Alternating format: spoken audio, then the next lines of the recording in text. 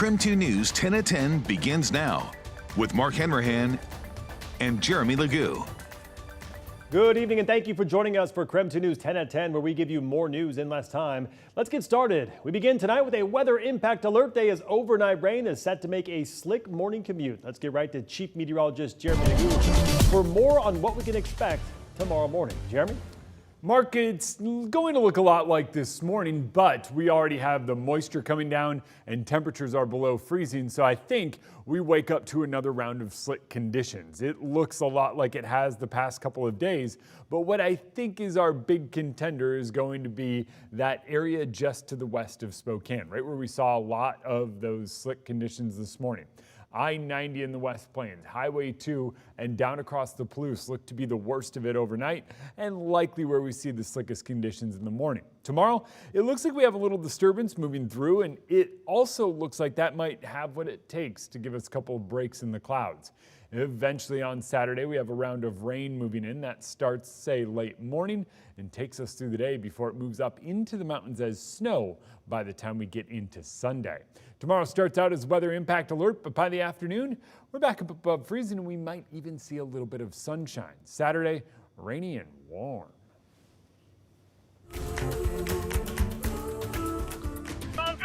Dispatch from 265 Command. It is a tanker truck. We're going to need a hazmat.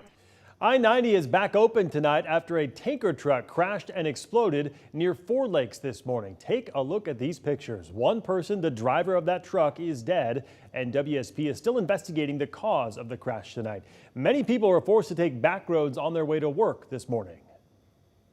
When I took the 264 exit, we were like at a standstill for most of it. So, and then coming into Cheney, I've never seen that much traffic in Cheney.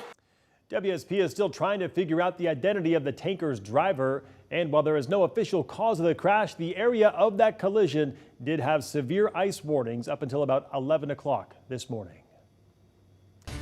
New tonight, so-called Doomsday mom Lori Vallow has been deemed competent to stand trial in Maricopa County.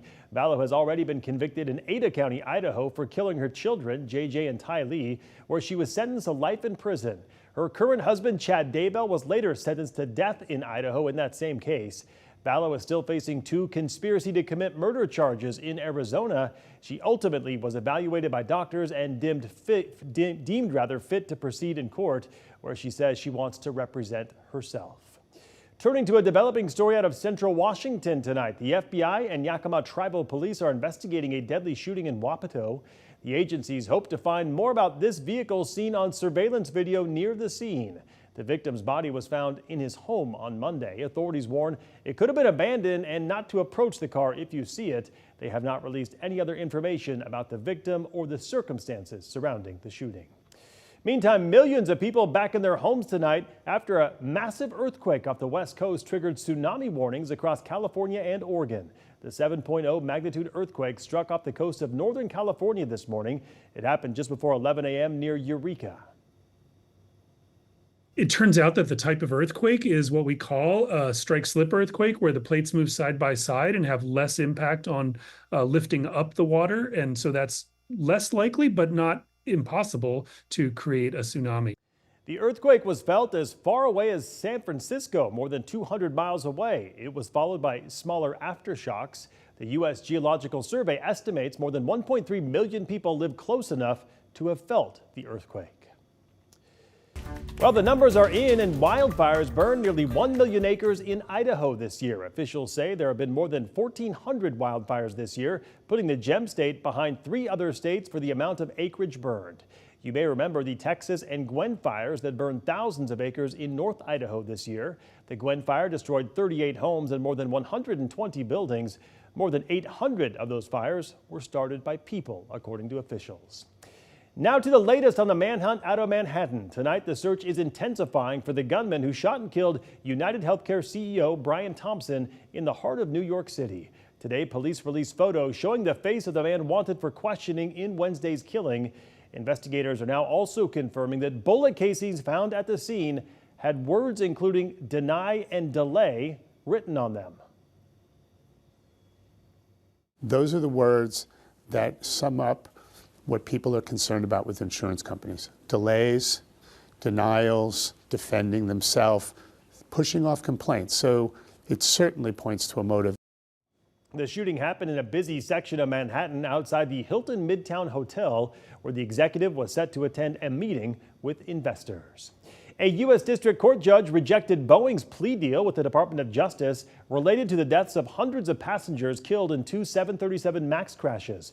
Tonight, the judge says the agreement fails to provide enough oversight of the troubled aerospace giant. Kristen Goodwillie has more tonight. It's been 5 months since Boeing pleaded guilty to conspiracy to defraud the federal government after allegedly violating an agreement related to the two 737 MAX crashes that killed 346 people. In that plea agreement, Boeing admitted to deceiving the FAA over a critical software system, which led to incomplete pilot training. Now, U.S. District Court Judge Reed O'Connor has rejected that deal, meaning Boeing can be prosecuted. I think that the judge did the right thing in this case. I think that justice is being served here. Justice is what Nadia Milaron has spent 5 years trying to get for her daughter who died in the 2019 Ethiopian Airlines crash. For the first time, the families truly feel that they are being heard and that they have a voice. Judge O'Connor provided 2 reasons for rejecting this deal, and both have to do with Boeing's oversight or its independent monitor. Judge O'Connor took issue with Boeing's diversity and equity policies, saying the monitor selection should be done solely on competency. He also said that the courts need to be involved in this oversight. In other words, the judge wants to keep his eye on Boeing. Attorneys Mark Lindquist and Robert Clifford see this move as a win, but aviation analyst John Nance says he was startled by this response. What I question is whether or not this should have ever been a matter in federal court involving criminal law to begin with. I've always felt that this was a gross overreach by the Justice Department. That was Kristen Goodwillie reporting. And now to our night beat with a quick look at the day's top stories. Tonight we have learned the ringleader behind a multi-million-dollar fraud scheme will spend the next 12 years behind bars. William Mize was sentenced today. He is ordered to pay more than $7 million in restitution. Mize intentionally caused cars and boat crashes and staged other accidents in order to file false insurance claims here in Washington and in Nevada. Mize had been living as a fugitive since 2019 and was caught last year by U.S. Marshals in Jacksonville, Florida. The Spokane Valley Fire Department unveiled their new training facility and burn tower today. I traveled the region, went to Arkansas, Arizona, Indianapolis, and looked at their burn towers and looked at their training facilities, talked to the training divisions about what they liked in their facilities and what they didn't like, and I took everything they liked and we put it in here. The state-of-the-art facility is more than 13,000 square feet. It includes classrooms that will allow the department to meet growing needs and offer regional training opportunities. It also has locker rooms, a decontamination area, and a burn building. A new homelessness data dashboard is live tonight. The website was created in partnership with the cities of Spokane, Spokane Valley, Spokane County, and the Spokane Regional Health District. The data is generated from the City of Spokane's Homeless Management Information System database. According to a press release, the dashboard is designed to help people identify gaps in the system, track progress, and make informed decisions. You can view that dashboard right now. We have a link on our website. Just head to KREM.com.